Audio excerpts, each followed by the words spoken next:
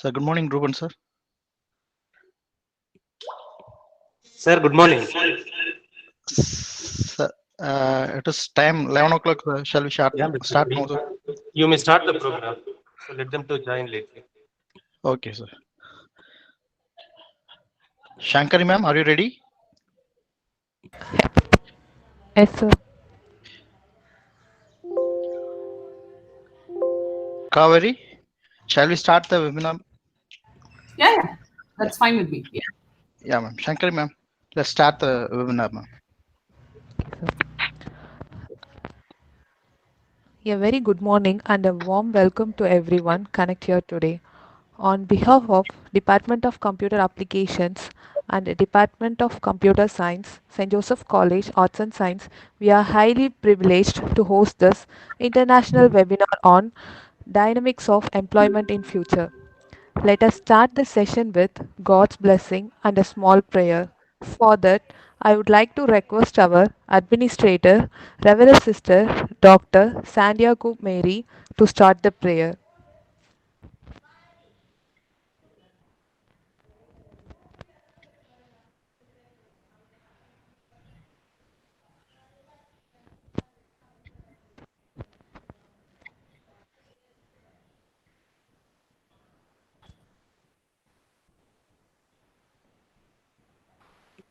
Sister,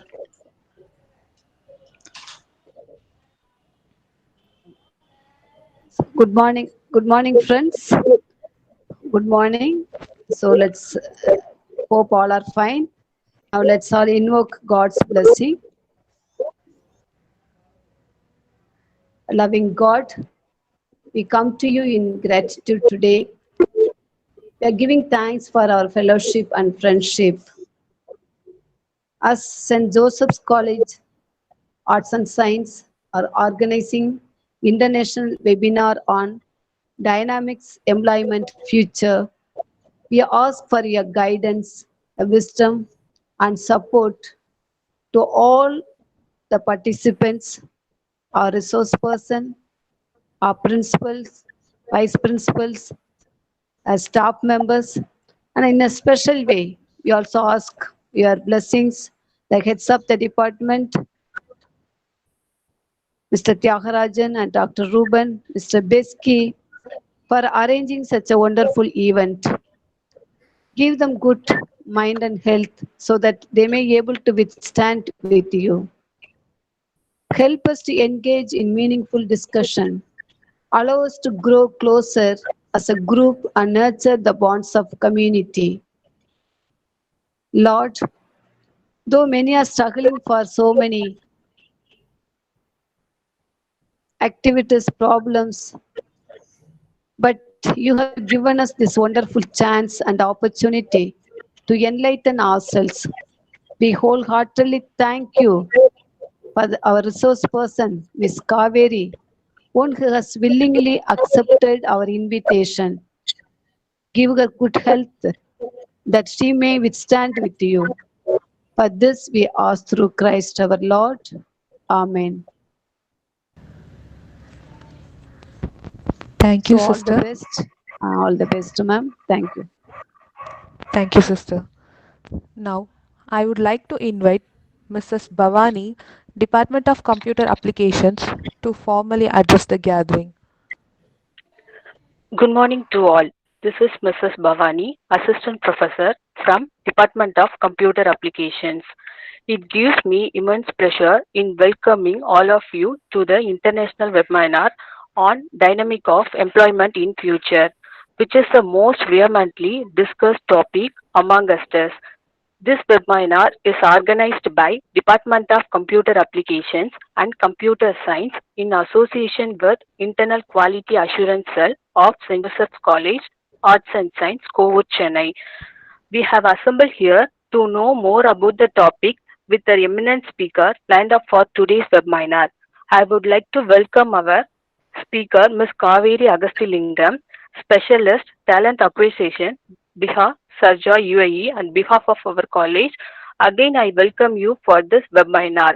I would like to extend my gratitude towards blessing of our founder, Reverend Father Dr. J.E. Arulraj, and our pillar of supports, Administrator, Reverend Sister, Dr. K. Santiago Mary, and our beloved Principal, Dr. R. Ruben, and our college backbone of support, Vice Principals, head of the various departments, IQSC team, and most strong support system admin teams for encourage us to conduct webinar. I feel honored to welcome all the participants from all over the country and outside the countries for taking keen part in this important webinar. I'm sure that you all feel enriched with knowledge after completion this section. It is my pleasure to welcome you all once again to the webinar and hope that you all will have great time and enjoy the program. Thank you all. Thank you so much for your earnest welcome address, ma'am. Next, I'm so happy to invite Mrs. Sudha Meti, Department of Computer Applications, to deliver a few words about our speaker. Good morning, everyone. To introduce our speaker today, is Kaveri Agasthilingam. She is an enthusiastic and dedicated HR professional with 11 years of tremendous experience in India and GCC market. She is skillfully aided, qualified with MBA, and has inevitable passion towards recruitment, career management, and development. She has directed her interest towards talent acquisition in all scale levels from graduate to leadership recruitment. She is she is currently invests her expertise as specialist in talent acquisition with BIHA, leading energy and sustainability company in Middle East and in present she heads the recruitment of BIHAs and its subsidiaries in all group levels. Department of Computer Application and Computer Science of St.Joseph College Arts and Science is extremely grateful and thankful to Ms. Kaveri Agasthilingam for showing her interest in sharing and guiding us with her knowledge. Through this international webinar on dynamics of employment in future, we welcome you, ma'am. Thank you. Thank you, ma'am, for your warm words. Now, it's time to start our wonderful session. Before that, few instructions for the participants. Dear participants, kindly turn off your audio and video. It will help us to conduct this webinar successfully. Please do not present your screen during the session. After start the session, kindly pin Anto Layolo presentation for the resource person presentation. Kindly post your queries in the chat box in Google Meet and comment box in YouTube. Resource person will answer at the end of the session. Feedback form will be posted in the chat box, comment box towards the end of the session. Thank you. Kaveri, Yeah. the session is yours. Thank you. So the ground is all mine now. Yeah. A very good morning to all the professionals and students who have taken the time to join this interaction this lovely morning. Special thanks to the college administrator, Reverend Sister Dr. Santiago Mary, Principal Dr. Ruben, organizing team Mr. Besky, and other team members for this wonderful opportunity. On a comprehensive perspective, in the next 30 minutes, we're going to discuss about the dynamics of employment. What we are going to talk, but why is it important to talk about the dynamics of recruitment or employment per se? Because as job seekers or career professionals or as professionals in the teaching industry, this will help us to understand the insights of HR within a corporate business scenario. I'll be focusing my talk more from a recruiter perspective, which is technically my forte and the base of or the first step of any HR team. Just to give an example, before we get into the presentation, just close your eyes and think of how recruitment used to be probably like 20 years before. You would go through as a career aspirant or a job applicant, you would go through the newspapers, to apply for jobs, to apply for job ads, response to job ads. Sorry, I'm just asking, is my voice clear? Am I audible? Yes, Kaveri. Yes, Okay. ma'am. Yes, ma'am. Yes, Thank you. very clear. Yeah. just taking you back, to a couple of probably like 2 decades before, where you went through the newspapers to apply for job ads, and then responses came in the email, and then we have to reply to that, go for the meetings, and then take it forward. Then came the internet boom, and emails and social media hiring became the norm. But at the moment, yeah, we are in the internet mode, and now social media hiring. Now, probably in the next decade, or we are already transitioning towards a very futuristically evolving HR trend called the intelligence era. So ideally, how it all works is, I would name it as online recruitment, where we used primarily the internet for our job market. And then we moved on to something called connected recruitment, which is the era now, where we do recruitment through social media, mobile internet, cloud computing, and all that. But in the next couple of years, or probably in the next 2 years, or in the next decade, the one that will be ruling will be the intelligent recruitment, which is primarily focused on artificial intelligence, data science, automation, and blockchain experience. So this is, I'm just giving you an idea as how we have transitioned, how the dynamics have moved from online recruitment to intelligent recruitment, and how we as job seekers, and career aspirants, how we need to adapt ourselves to equip to these changing trends so that we can deliver our best candidature. Okay, before we proceed with the presentation, just give me a minute. I'm just trying to get my presentation. Can you all see it?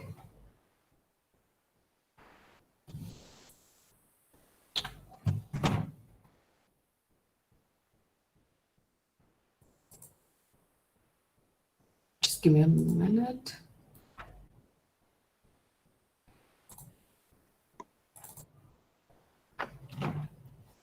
Is it clear now? Can anyone see it?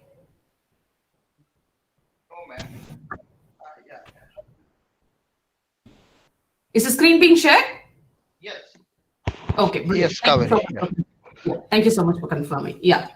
So, dynamics of future employment. I'll just give you a quick brief about myself. I'm a bachelor's degree in chemistry. I graduated from ST Hindu College from Nagarkoil in Tamil Nadu. Then moved on to do my MBA in organizational behavior and human resources from a government university in Kodaikanal called Mother Teresa Women's University. And then I have roughly about 11 years experience in human resources, mainly in the recruitment or talent acquisition division in international recruitment practices in companies like HSBC, Infosys, PwC, and BIA. BIA is my current assignment, where I manage the recruitment for the complete BIA and its subsidiaries, and we are in sustainable engineering and waste management domain. I've got experience in both, right from graduate hiring till senior level, like C-level recruitment. I'm quite passionate about talent management, career development, and gender equality. And before these sessions, I've got experience in terms of teaching organizational behavior and translating industry best practices to MBA students. That's primarily within my alma mater, which is Mother Teresa Women's University. Right. The agenda of the day for the next 30 minutes would be this. I want to talk about the changing employment trends, which is happening globally, and then Indian markets, and what are the factors that could affect our employment in the future or generally.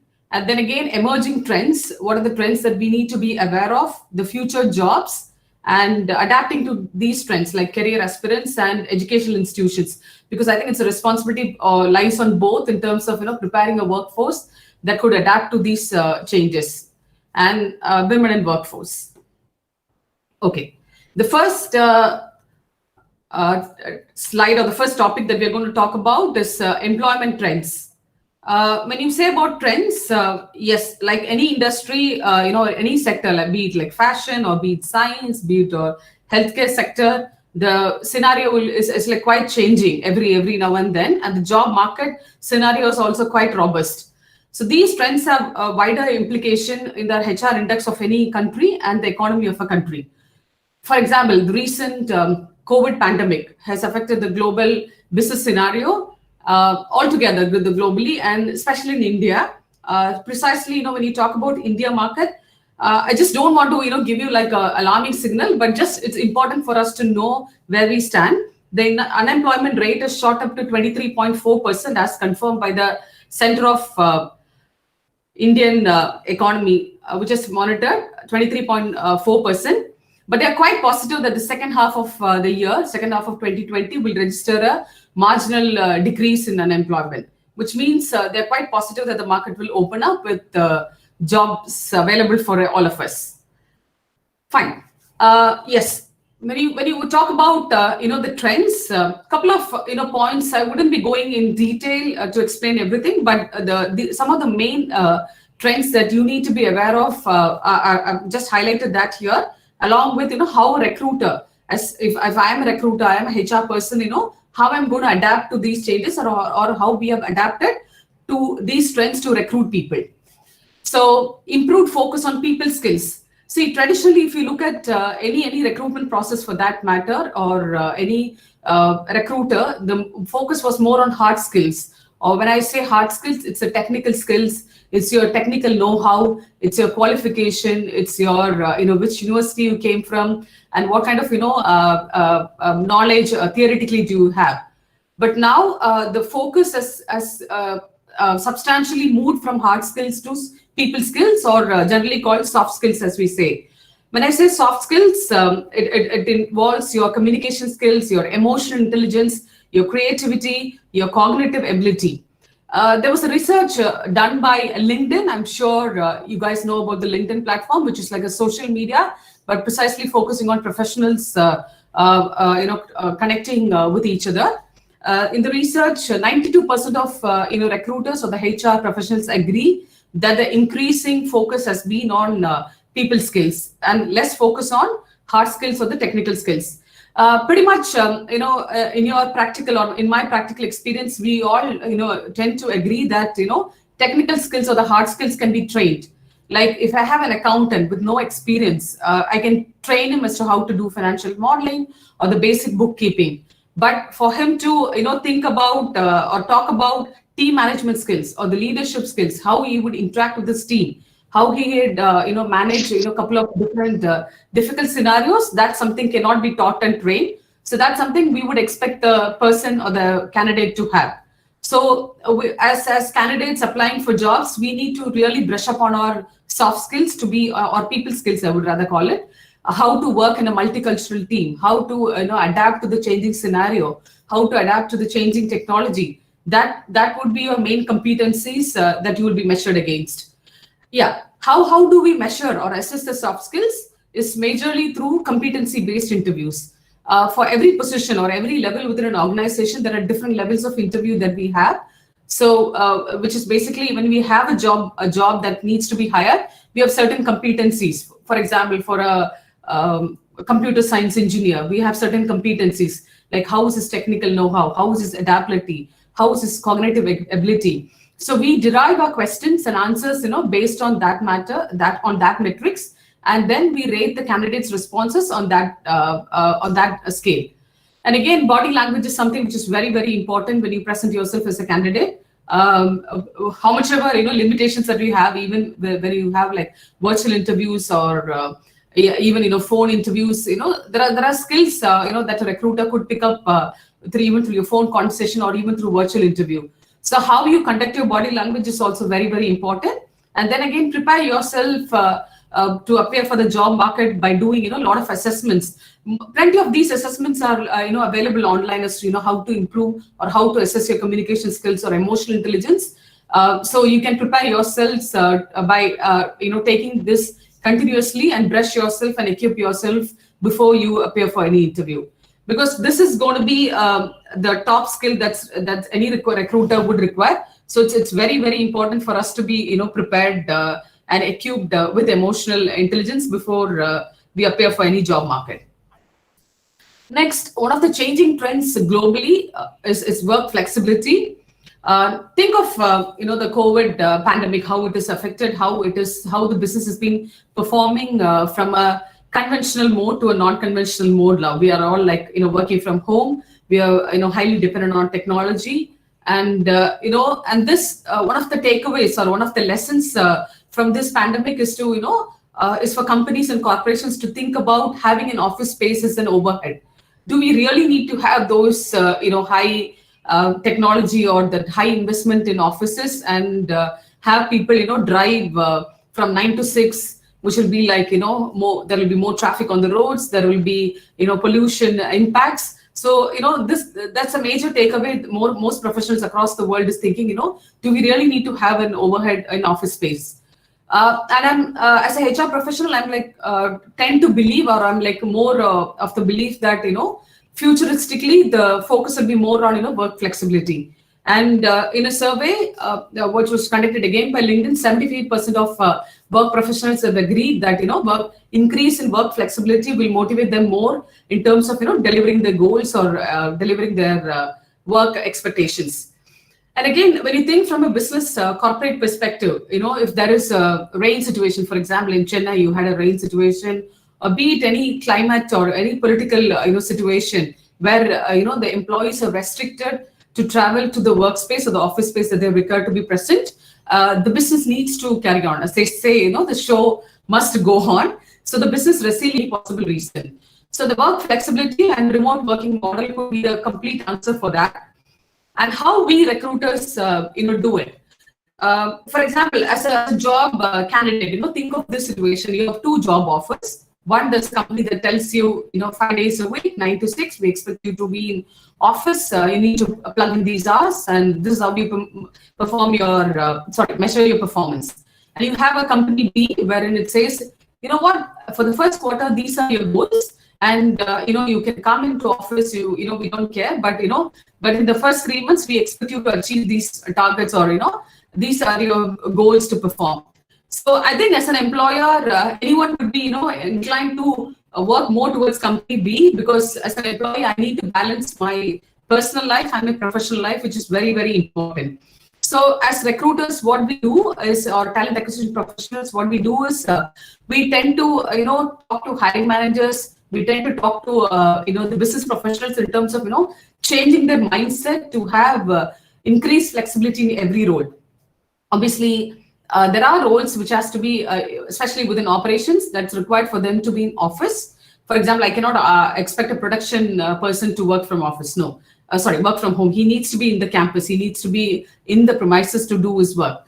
So it's important as a HR professional, we identify which are the roles that could offer increased flexibility, and we need to encourage that, so that as an employer, our brand image is much more higher, and we position ourselves as an employer of choice. That's something that's definitely going to happen in the future coming years. That's a trend that globally everyone is following, and in India market as well. And next, something is called inclusive hiring. The word inclusive hiring, when I say, is including everyone. That's the typical meaning.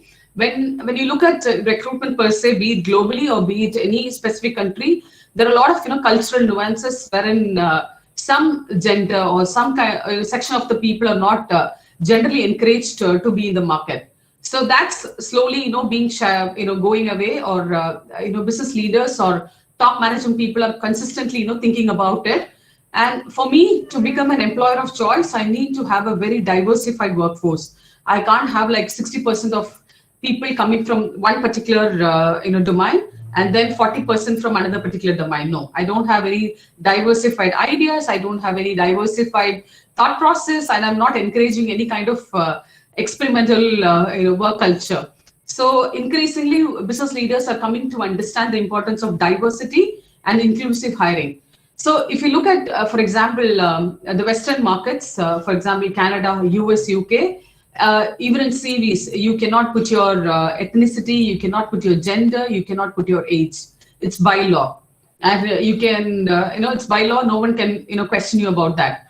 But if you look at India or Middle Eastern markets, it's different. You put in your nationality, you put in your age, you put in your marital status, which is too much of, personal information when it comes to the Western market. So slowly, I think we will evolve to that model. And so that, there is no bias in terms of a recruiter. When I see the CV, I know the name of the person. I just see his skill set. That's it. So that, I don't exclude a CV based on any mental bias or any bias that I have developed in my mind. No. So that's something we are all trying to achieve, or we are moving slowly and quite vigilantly towards that, which is inclusive hiring. And then again, the next topic would be transparent pay structure. Gone are the days when people say, "Oh, okay, how much are you paid? Okay, what's your salary for this role?" That's a taboo. No. Now increasingly HR is coming to understand there needs to be a transparent pay structure. If I have a person A and person B in a particular team, I have a very, very clear structure as to they all know if I come with this kind of experience in this particular role in this company, I am paid so much and these are my benefits. And the biggest boom in the next decade would be contractual jobs. I think our Asian markets are not much more mature in terms of encouraging this in terms of contractual jobs, but that's definitely going to be the norm, especially with the young population coming into workforce, millennials coming into workforce. This is something that they want. Especially, UK and US markets are quite open to contractual jobs, wherein you work on 3 months in a client or 6 months in a client or as a consultant, then you move on, rather than the typical old association of working with a company for 6 years or 7 years. That's slowly going away, and the contractual jobs are coming into picture. And again, diversity in hiring, what I told about now, which you touch based.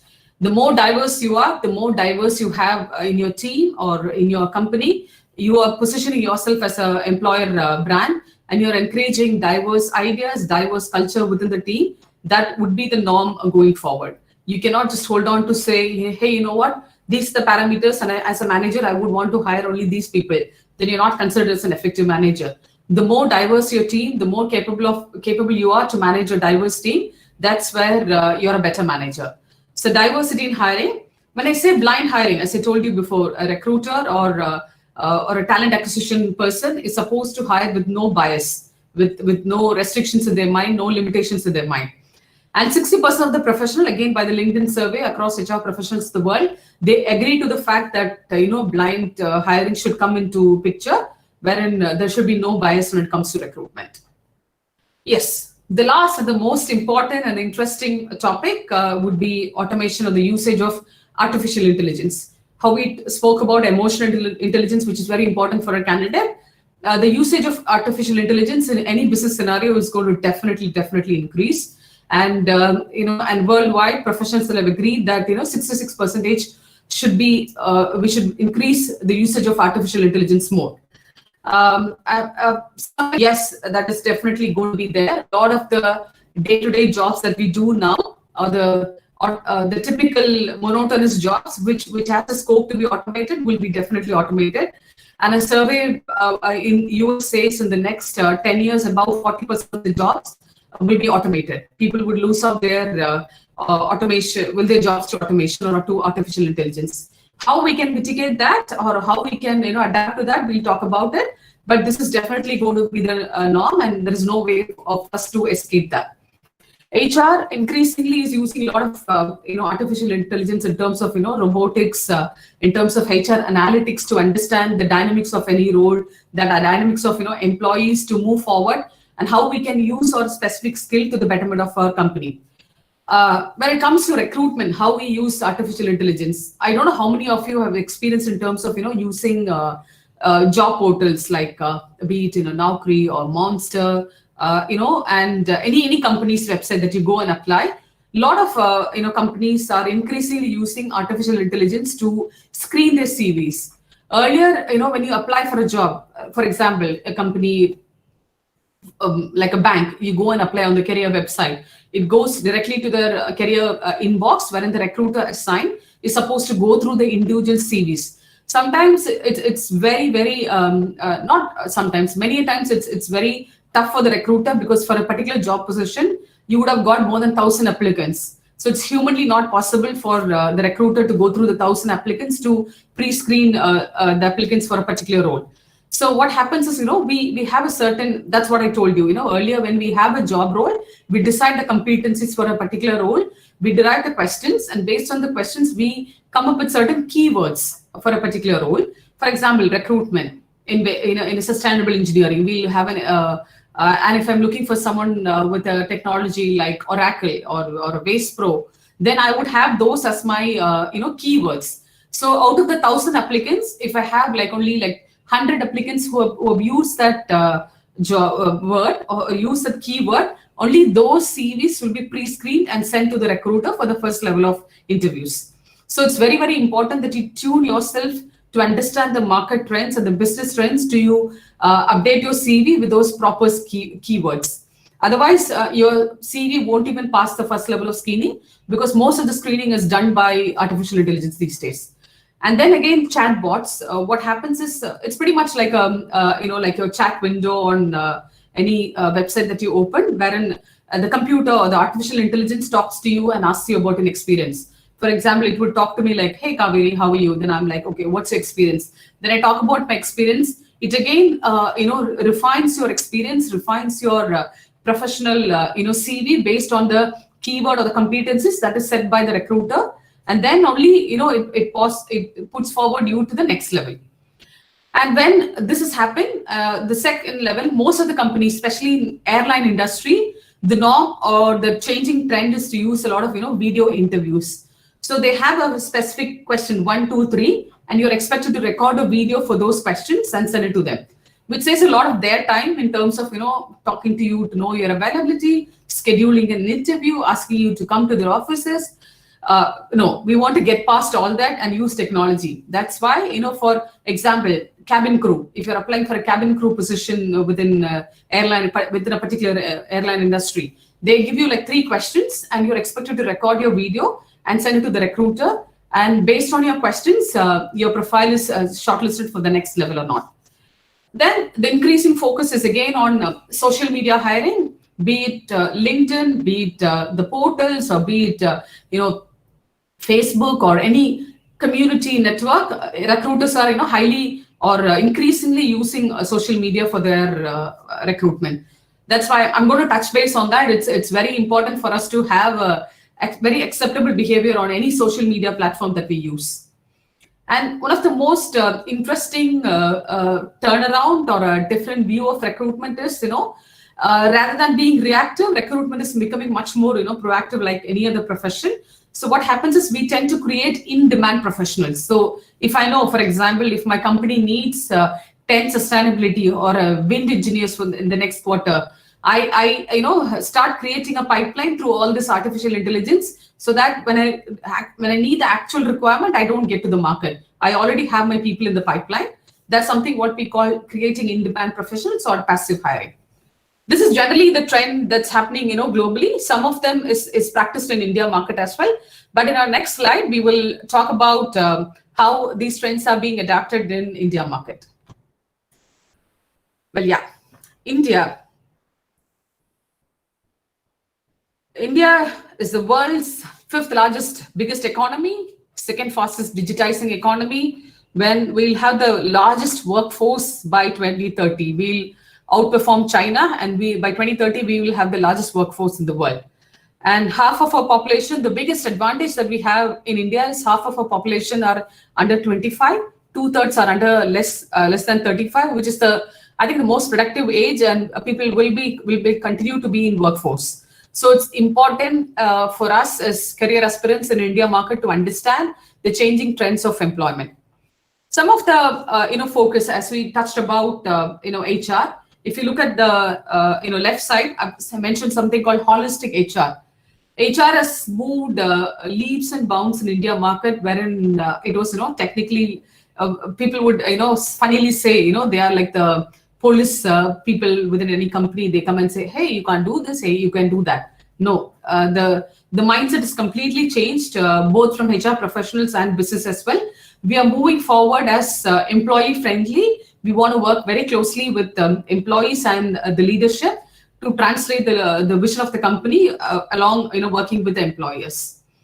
So when I say holistic HR, the main focus has been earlier in India. When you see employee retention, I'm sure you all understand what retention is. Retention is you join the ratio of people who join a company and leave. For example, if I see my retention within the first 3 months, the second 3 months, like in a quarter, if my retention rate or the people leaving me as a company is less, then definitely, there is, I'm doing something good to attract talent towards my company. So retention rate is something that's very important for recruiters and business to keep a check on. So what increasing trend in India is, people are trying to focus more on their internal employees, not to lose them to competitors. So they're trying to invest in them more, especially in the technology sector. If you look at, cross-functional training, more training programs, on-site, programs, those are something, people, employees are being offered, and an increasing effort has been taken to retain the internal talent. And then again, technological growth is definitely, India has been adapting to it leaps and bounds. The changes that we use, how we analyze people, how we use data, how we use HR analytics has consistently, changed. The biggest, positive or the plus point that I would see in Indian market is the rise of entrepreneurs.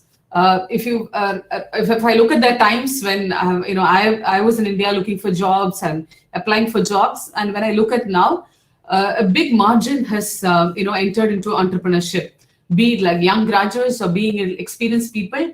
That's a very, very welcoming trend in India market. And again, when you come to the holistic HR picture, there is a lot of revision in terms of payment and benefits. Historically, when you look at payment, it's if I start working as a manager in a particular IT company, for example, my pay is like 25,000 for a month, and my benefits is my gratuity and my medical. No, but now the employees are getting into a position where they can demand. For example, if I'm joining a company or a bank as a manager, for example, I tell the HR, what, I'm willing to take like a slight cut in my salary, but I would come into work only for 3 days in a week or 4 days in a week.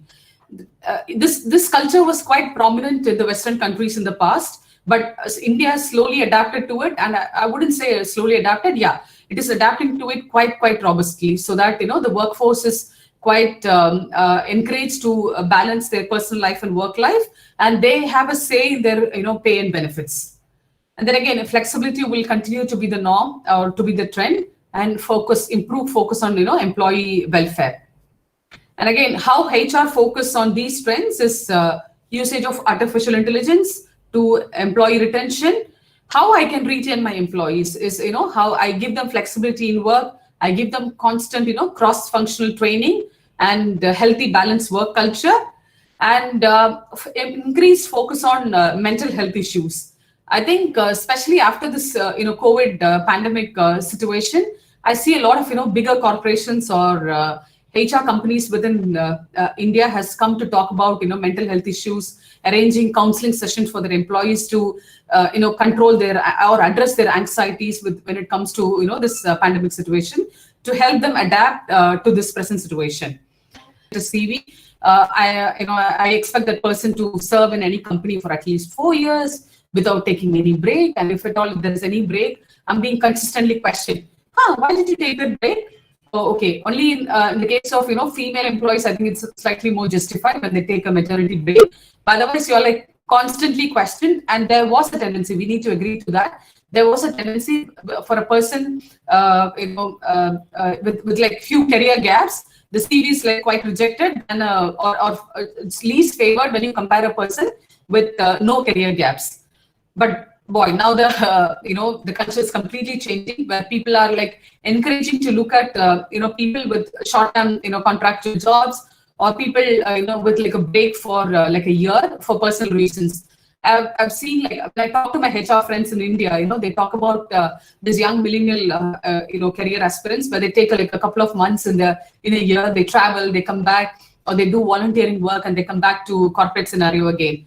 Which is a change in the mindset, both from the business perspective, from HR perspective, and this should be a very, very welcoming change as a society as well.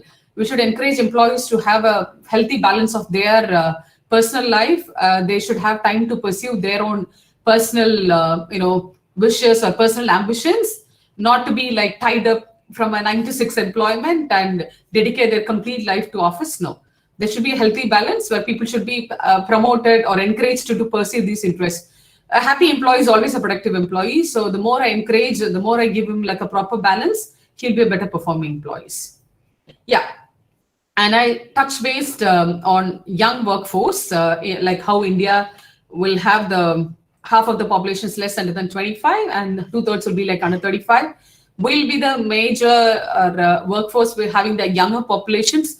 That's why we are the biggest economy. That's why most of the technology companies or most of the bigger companies in the world would want to invest in India, because it's becoming more like a consumeristic market where people are coming to work and with their salaries that they're willing to spend. So even if you look at as a common layman, when you look at tier 2 towns, for example, even if I look at my own hometown where I came from, when I was there, studying as a student, probably like 15 years before, we wouldn't have most of the brands, multinational brands coming and setting up their franchises there. Now, the experience is completely changed with increasing job opportunities, with increasing millennials and young force, young people coming into workforce. The society is becoming much more consumeristic, and there has been an increased investment from different MNCs to come and invest in India. So the young workforce will nominate the trends, will continue to nominate the employment trends in the next couple of years. And one thing that is, as we spoke about, career nomads, the one thing that has changed, within the HR structure is, we no longer stick to the traditional titles. Probably when I started my career, or 20 years down the line, and when you look at India market, we had very, very definite strict titles. You have to be an associate, senior associate, assistant manager, manager. Now, it's so happy, and the trends are evolving. If as a HR person, the assistant manager won't be attractive to a young guy who's coming to apply for a job. He'll be like, what is an assistant manager? So the titles are changing. If you look at job market scenario, if you look at job portals, especially, I think this trend is much more prevalent in IT and ITS industry. You could see titles like happiness officer, data wrangler, which you won't even have imagined in 10 years before or 15 years before. So as per the demands of the young workforce, HR trends is definitely changing. And again, increasing available opportunities. And what we spoke about is flexi staffing, which is a well prevalent practice in the Western countries. India is opening up to this particular norm called flexi staffing, wherein they are willing to take more contractors.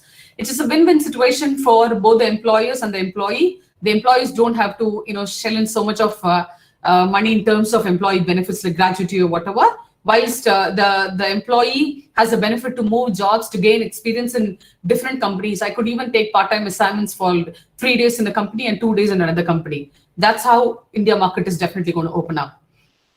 And obviously, as I don't have to pinpoint this, as everyone who is living in India, pretty much, technology sector will continue to be on the lead. Though other industries are definitely opening up, there are a lot of job opportunities. There are a lot of courses that's coming up in other sectors, but definitely technology sector will continue to be the lead. And as per NASSCOM, India will be the top person in terms of producing revenue through technology sector.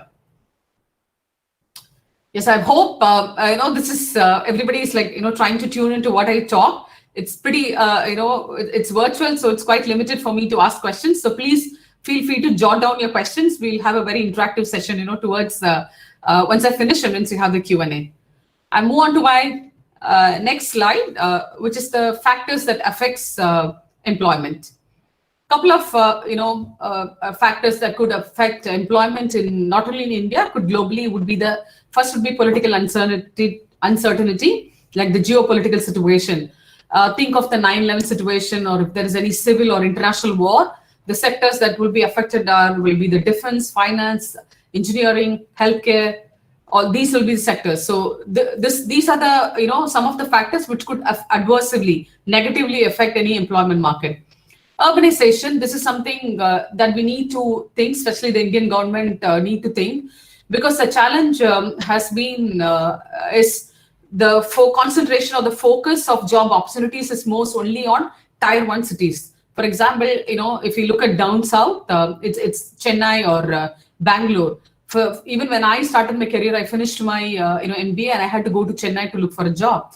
This shouldn't be the case, because we are increasing urbanization. and we are kind of restricting the tier 2 cities development, which has trickles down to other aspects of environmental pollution. There is a challenge on sustainability and all that.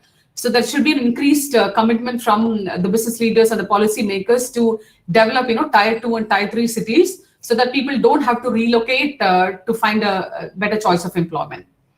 And obviously, definitely the technological change. As I told you earlier in the first slide when we spoke about technology, most of the roles that we have now as of today, roughly about like 30% of the roles will be automated. So we are in a threat that we might lose out jobs to automation and artificial intelligence and robotics. So the only way that we can adapt to this as a workforce is to continuously cross-skill ourselves, continuously train ourselves in the adapting technology. For example, if you look at the traditional job market or the traditional candidates, if I do recruitment, I do only recruitment. I don't do anything else. So for example, tomorrow they find in artificial intelligence there's a robot who could do much better recruitment than me. It is very, very easy to replace me. So it's very important for me as a person to cross-skill myself in other aspects of HR, so that the company thinks that I am a value addition, that I cannot be replaced. So it's very important that we invest our time and efforts to cross-skill and train ourselves in different aspects of the domain that we specialize in. Then again, obviously the demographic change, as we touched base again before, aging population. Like one of the biggest challenge of European countries would be the majority of aging population, so that the workforce will be continuously less. But Japan has a problem, but again India has a very, very positive and potential scope there, where most of our population is of the young age, millennials and Gen Z workforce.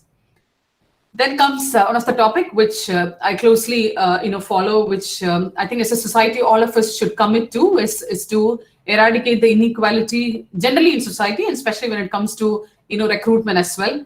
Wage difference when it comes to gender, wage difference related to gender difference, lack of diversity in roles. Earlier when you see when you had this as a society, probably like 20 years before, women are more encouraged to go in like teaching jobs and nursing or probably doctor roles, wherein today the scenario is completely changed. But even otherwise, if you see women, especially in India, are more focused on unorganized sector than in organized sector, and mostly in IT sector. But the diversity should be there in all the sectors, and it's important that we eradicate this inequality so that employment opportunities are given to everyone, irrespective of the gender, irrespective of any bias, so that economically as a company we can move forward positively. Yes. Now comes the future jobs. Which are the trending jobs or the trending industries for the next 10 years? As I told you before, technology will be definitely the lead. If you say I'm not going to use technology, or I'm not going to train myself in technology, then you're not in a win-win situation. You're going to lose out on the career opportunities, or you're going to lose out on the growth opportunities and learning opportunities. So it's very, very important for us to be technologically intelligent, technologically knowledgeable, for us to adapt, because the technology will continue to lead. And the future jobs area within technology would be blockchain, robotics, cybersecurity will continue to rule. Think of the situation wherein most of our consumer behavior has gone from shop to shop rather than online purchase and online consumerism. So cybersecurity will continue to rule. Even banks, we don't go to a bank to do a transaction now. Like I think 50% of us are very comfortable at our homes doing an online banking. So cybersecurity will continue to dominate the technology sector for job opportunities, and again artificial intelligence as well. So any of you here, any of you who are willing to or very keen to start your career within technology, these should be your area of development. Equip yourself more knowing about blockchain or robotics, cybersecurity and artificial intelligence. Study courses, get certifications in these areas, so that your weightage is more, your CV has more weightage when you go to the job market. Again, when it comes to marketing, digital marketing, and more focus on customer service and customer success, these are the roles within marketing will have more salary. See, when I've identified these future jobs, Why I put certain titles to it is, even within marketing, the digital marketing jobs will be paid more when compared to the other jobs. So if at all, if you have a passion to develop a career in these areas, this should be your focus so that you're like better equipped to move forward in this career focus. Digital marketing, customer service, and customer focus. And again, one of the area that will continue to rule out will be the professional services, like consulting and development industry, wherein knowledge sharing, wherein people come.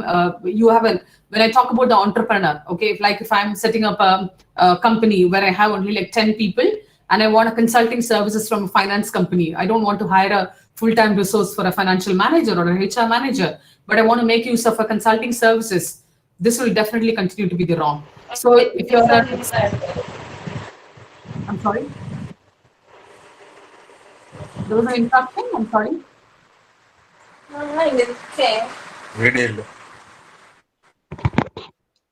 Okay, I'm going ahead. Yeah, ma'am. Fine. So consulting and development would be the jobs within this consulting market would continue to be the norm. If you are an experienced professional, for example, any of you are in HR, any of you in finance or marketing, you need to brush up your skills in terms of consulting, so that you could partner with big firms, or you could even partner with these entrepreneurial firms to give your services to them. So that's like a win-win situation to both of us. Again, healthcare will continue to have definitely more jobs, especially within rural healthcare. That will be because cities, I think we are like completely exhausted in terms of healthcare. The facilities are there. The healthcare system is quite robust and quite available to everyone in cities, but the rural healthcare will continue to dominate. Then again, a couple of sectors that will continue to grow with specific to Indian market would be agriculture, tourism, retail, education, knowledge processing outsourcing. This will continue to be the norm. KPO, when I said consulting, I'll give you a typical example, a real-time example. For example, if I'm running a company, okay, of 50 or 60 people, or even a big companies, for example, here in Middle East, this is like an increasing trend, like everyone is adapting to. For example, I have a company which is has like 600 people or 700 people, but I don't want to invest in the HR function as whole. I would hire a KPO company which is specialized in HR, who would come in and completely do the HR model for me. Be it doing my HR policies, doing my HR structure, my standard operating procedures, my recruitment, performance management, talent management, career development, everything. So as a company, I would have a long-term relationship with them with a much lower cost than I would have like 10 permanent employee. They would completely manage my HR function. This is called knowledge processing outsourcing. Entertainment industry, telecom, logistics, and then again, not many people have spoken about it, manual skilled work. With the effect of urbanization, everyone moving towards Tier 1 cities, there will be a big demand for manual skilled workers. So this is the futuristic jobs, probably in the next decade, the next 10 years. Then again, yeah.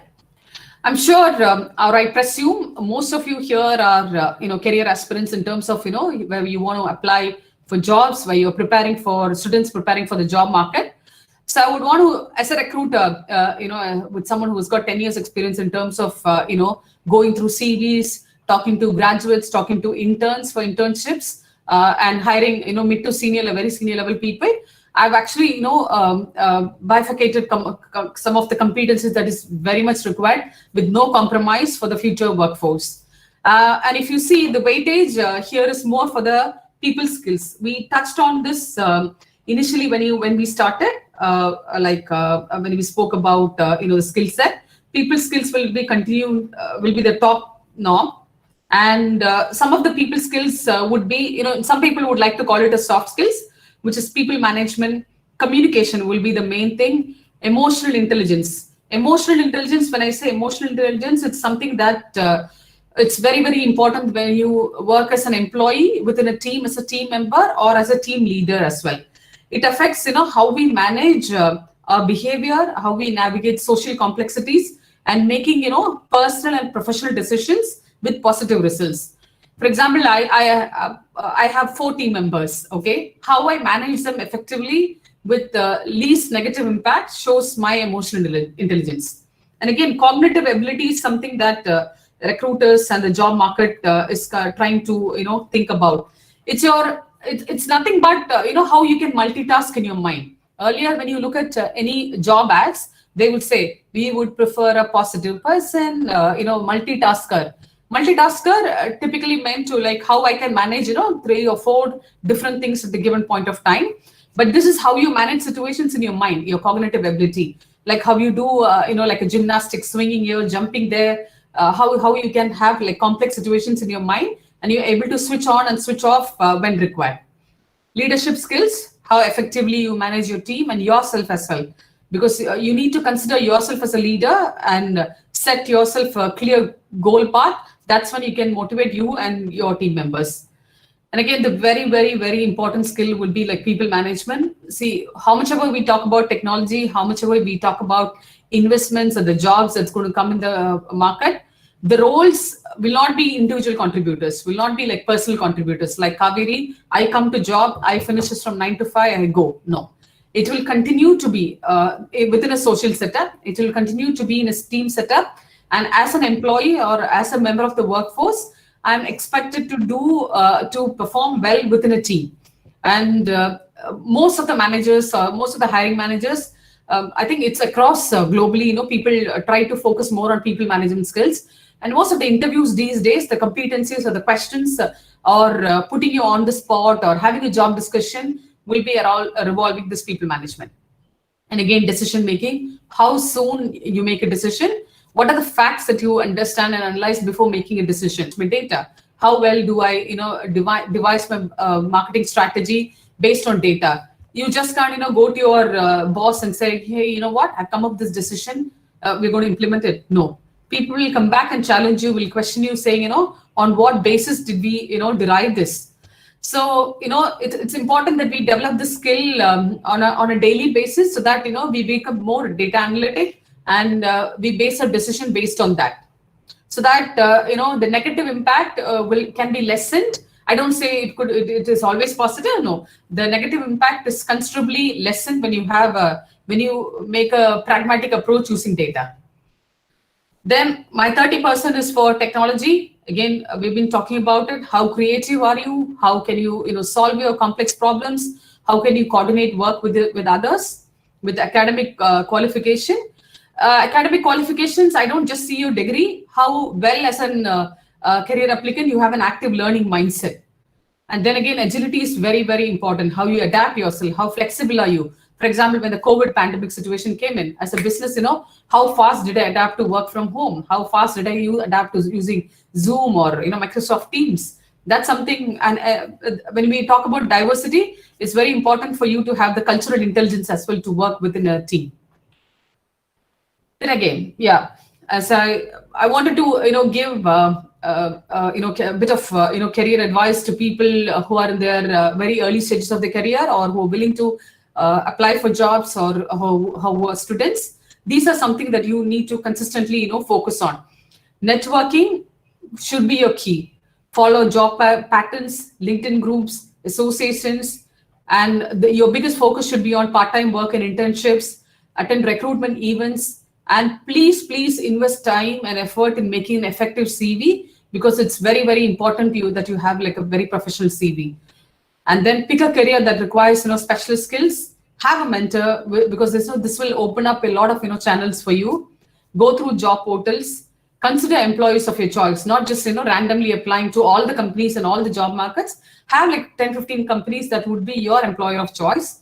And be very, very mindful of your social media etiquette, because recruitment has gone online too. So as a recruiter, I would probably come and look at your Facebook page, or come and look at your Instagram to see how positive are you, or you're not making any negative comments, so that you would work well within a team with no bias. And above all, have faith that everything is going positive, and definitely with no compromise, keep your grades up. And when it comes to educational institutions, I wouldn't want to limit it only to educational institutions. It's more for the government and society as a whole. But as a popular saying goes, when the recruitment difficulties persist, teachers should be put under more pressure, I'm just trying to, since we have a lot of, educational, education scholars and teachers here, I would want to highlight on a couple of points. Please encourage experiential learning, give them, lifetime learning experiences, encourage, internships. Please have career services within your institutions and organization, and develop, courses that translate to real life real time work life place requirements. For example, I've had IT engineers who don't even know how to use basic Excel. So these are real time applications that people should be aware of. And then it is very important as a teacher that you instill the lifelong learning attitude in a student. Learning just doesn't stop when I finish my MBA. You need to instill that lifelong learning attitude within your students. Then the final thing that we're going to talk about is women in workforce. As a society, it's very important, and as Indians, it's very, very important for us to talk about it at this point of time, because when you look at I've talked about WLFPR, it's Women Labor Workforce Representation. India has got only 27% when you compare with the US, which is 50%. But then again, what alarms me here is the percentage has been decreasing very rapidly.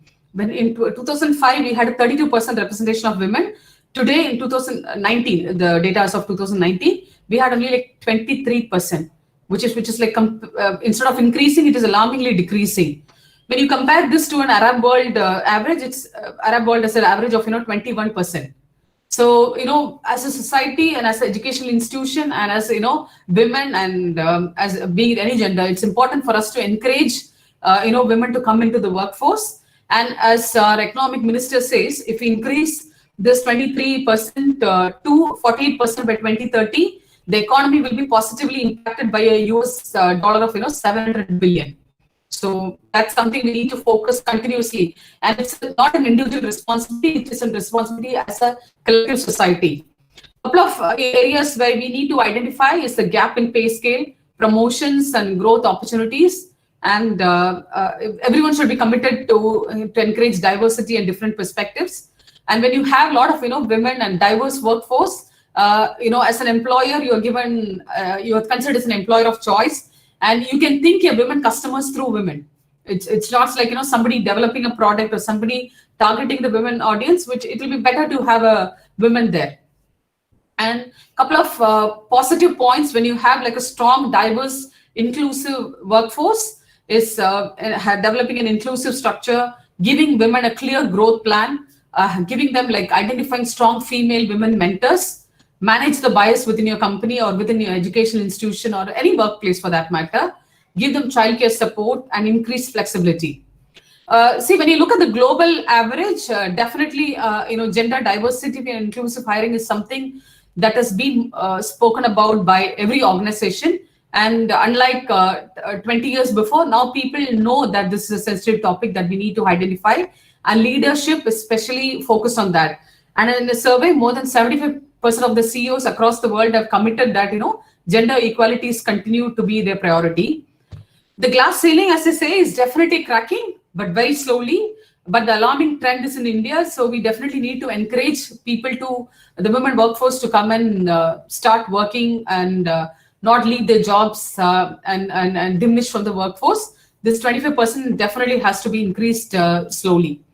And even this 25%, when you look at, it's mostly in unorganized sector, and the concentration has been more within IT and ITS sector as per NASSCOM. But the other sectors, the representation has been, decreasing solely, which we need to focus as a society.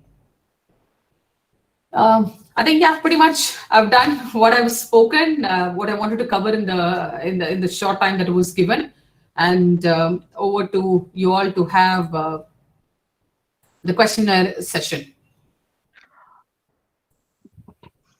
Thank you, Kaveri. It was very, very wonderful and fabulous session. A lot of information you have presented here. So, Okay. Shall we go to the question and answer session? Sure. Yeah, I can find a lot of appreciation messages in the chat box and comment box, and there are some few questions. Okay. Uh, yeah, just a minute. Okay, let me go A through. question. Yeah. Can I read out the question? No, it's okay. I can see it Yeah. on my screen. It's fine. Yeah. Couple of- One question is from YouTube. It Mhm. was from Amala. Is it possible to consume your topic during this COVID-19 affected the people poorly in health, poorly in healthy, wealthy, weaker situation? And So the same understand. person, Okay. one more question she posted regarding the usage of technology is Mhm. impossible interior places. For example, in India, even don't have electricity, transportation facility. So, what is your idea to develop those places?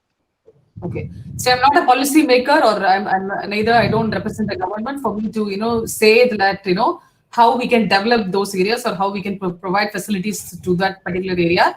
But as a HR professional or a person who can develop job seekers is, see, personally, it again depends on you as an individual. Okay. And I think every educational institution has that moral responsibility to have these career services or provide their students with internet services.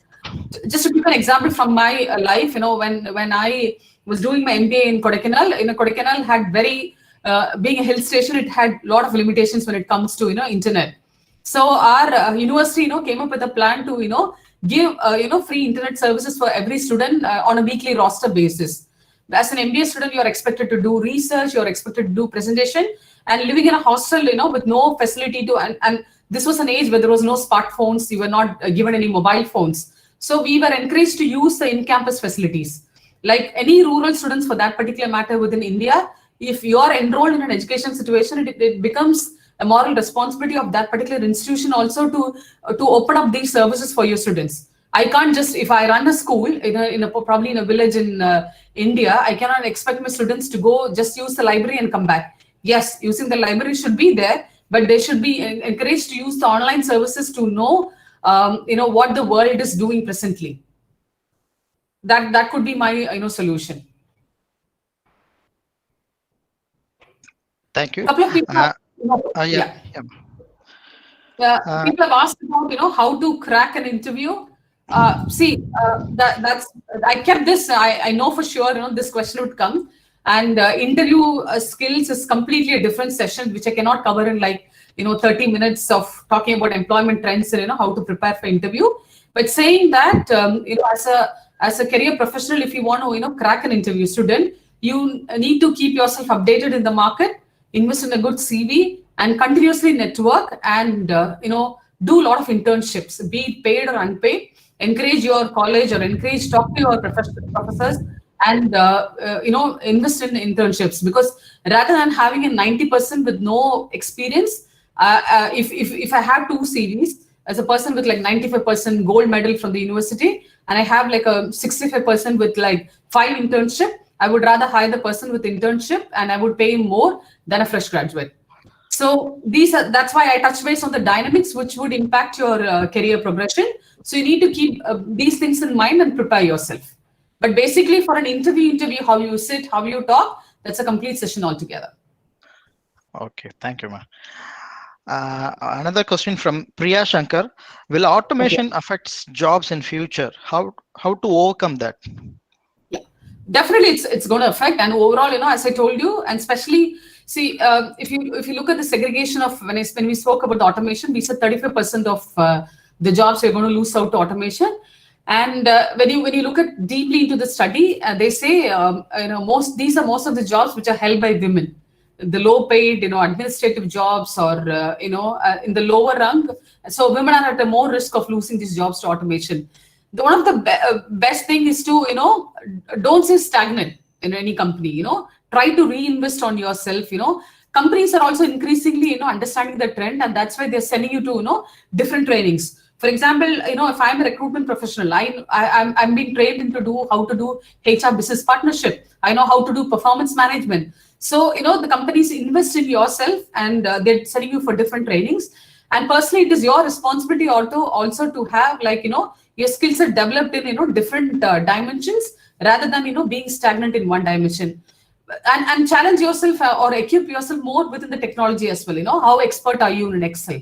How expert are you in creating a presentation? How expert are you in creating a report? And data is something that we need to understand. Any decision going forward within the business scenario will be data driven. So enroll in yourself in a course for data analytics. Study on that, how to do presentation based on data. Nothing will come to you very easily unless and until you're very ready to and be willing to invest in yourself to open up your challenge to multiple sources rather than being stagnant. That's the only way. Because you can't fight the system, you need to adapt yourself to the system, right? Yes, thank you. I agree with you. Another question: how to choose our career without programming in future? Actually, Okay. she's worried about IT. I mean, programming nature. I'm not an IT expert, yeah. But then again, as I told you, some of the dominant IT sectors is what we spoke about, blockchain and artificial intelligence and cybersecurity. So if you're not very happy with programming, I think, you should enroll yourself for a course in cybersecurity and learn more about it, get certified on like CISSP certification, and then apply for jobs there. Okay. IT doesn't have to be programming. Okay, thank you. I think Jamuna will be happy with your answer. Another question from Rahapriya: how people skill can be improved by students? Improve people skills. I would have been happy, if I could speak to that person whoever asked the question, because I might have some questions back for them. See, when people, what do you talk? Just don't be carried away by these jargons or these technical terminologies that we use. People skills is how you perform well in a college, how you perform well within your team as friends or in a bigger college group. If you're angry, people don't come and talk to you. If you make quick harsh decision, or if you use quick harsh words, people are not going to come and talk to you. So it's very important that you exhibit yourself as a professional, controlling your emotions in a very positive way. I have a team of 4 people reporting to me. So if I am having a bad day at home, doesn't mean I go and scream at them and translate my emotions to them, right? So I need to be emotionally intelligent in terms of stopping my negative emotion and work with my cognitive ability to handle my team positively. Maybe I might talk to my team lesser that day, but I'm not definitely passing on the negativity to them. It's pretty much in any scenario, not only be it college or being within your friend circle, be it at home. Nobody likes to, when you don't, control your emotions and when you take it quite randomly out on people. I would, if you have to talk in a very layman term, on a very simple term, it's how you, manage your emotions and how effectively you choose your positive words for communication. See, going forward, when you become a manager or a leader within a very particular, I'm sure you all will apply for, be it programming or cybersecurity jobs. You will all grow in, different companies. So it's very important even for you as a leader to give that, feedback in a very positive way. You just can't go and say, hey, you know what, you're very boring. You are not doing your job. No, you need to, motivate your team member. See, there are 2 things about to it. What if, I'm constantly negative to my team member and then the team member leaves? It's a huge cost for me to, recruit someone and, for them to adapt to the company's culture, for them to know the company's system, the company's know-how. It's a long process. Rather than, I would manage my emotions as a team leader much better and handle the team member and, motivate them positively and have them, working with me rather than losing them out. It's a win-win situation. How you, see it from a very positive perspective. Okay, ma'am. Thank you. Another question from Kavita: what are the special welfare measure for women at workplace, especially in your country? Okay, I'm very happy this question came from Kavita. She's actually my professor in Mother Teresa Women's University, and I'm very happy, she's joined this session. Yes, welfare measures at women at workplace, majorly, especially in your country. Okay, especially in Middle East, the workforce participation by women is increasing when compared to India. So the government is constantly, be it private or the government sector, the couple of things what they have come up with is flexibility, increased childcare support. For example, even if you walk into any all-in-one police station here, you would have a special area where where you can leave your kids for a couple of time. And this is standard practice, across offices here, where you have, the constant childcare support for women. And the policy as such, is in any government space or any private semi-government space, there needs to be a certain percentage of women representative that needs to be there. So by law, the government is encouraging that. Oh, thank you, ma'am. Another question from Sai Satya.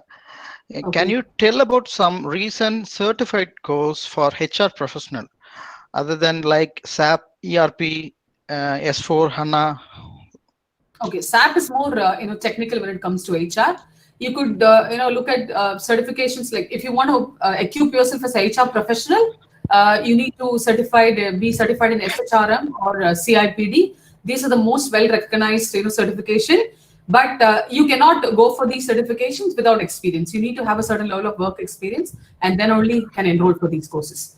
Like for CIPD level 1, you need to be at least like 2 years of work experience before enrolling for that. Likewise for SHRM. Oh, thank you. Can we take two more questions? Yes, please. Yeah. There is one question from Bobby. Why should choose Microsoft Dynamics 365 over the business management platform? Okay, that's not something for me to answer. I'm sorry, I'm not a very technologically oriented person. Okay. So I would rather leave it to an IT person to decide. Okay, thank you. Anything else? Ma'am, most of the questions you have answered with your presentation, I think so. So that's all from this question and answer session, ma'am. Thank you very much. Thank you very much for patiently answering all the questions. No problem. Can My I, pleasure. yeah, can I call upon Mrs. Rahapriya to deliver the vote of thanks?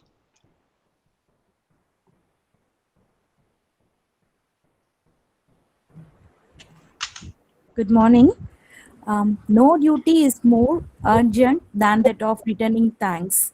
I, on behalf of St. Joseph College of Arts and Science and the entire organization team, here to extend a very hearty vote of thanks to all the speakers for gracing our occasion.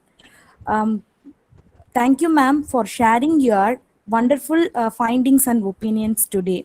First of all, I would like to propose the vote of thanks to the most distinguished chief guest of the day, Ms. Kaveri Agasthilingam, Specialist Talent Acquisition, Bihar, Sharjah, UAE, for gracing today's seminar.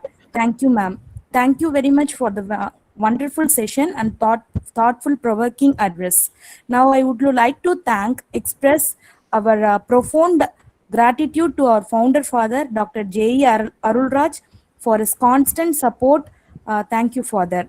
Next, I would like to express our gratitude to our divine administrator, Reverend Sister Dr. K. Santiago Mary, for her immense support in this seminar. Thank you, Sister.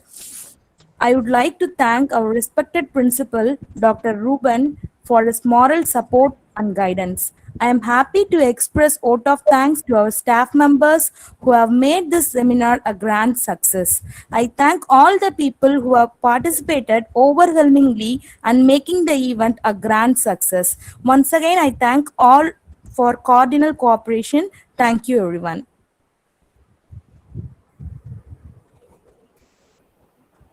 Yeah, thank you so much for taking this initiative, and thanks for the opportunity as well. Thank you, Wishing you ma'am. all good luck. Yeah, 1 second, ma'am. Can we take a group photo, ma'am? So, Okay. dear participants, kindly turn on your video. Turn on your video for group photo for a few minutes. Participants, kindly turn on your video. Jayachandran sir.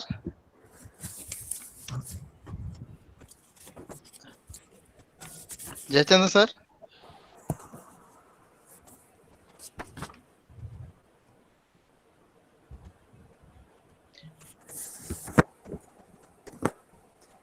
Jayachandran sir, can you take your screen, sir?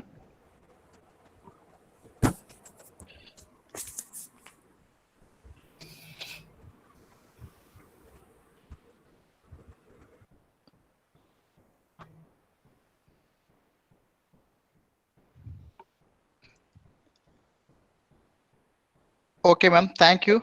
I think he replied in the Thank you message. for the opportunity. Wishing you all the best and stay safe. Take care. Thank you very much. Thank you. Thank you, ma'am, Kaveri. And you would be sending me the feedback or something regarding this? We will post the feedback form in the chat box. Uh, Okay. we will mail you, ma'am. We will mail you. Sure, no problem. Thank you so much. Bye. Thank you. Thank you. Dear participants, thank you for your wonderful participation. The feedback link will be posted in the chat box. Kindly fill the feedback link. It will be enabled for 30 minutes. Kindly fill the feedback and leave the session. The webinar is over.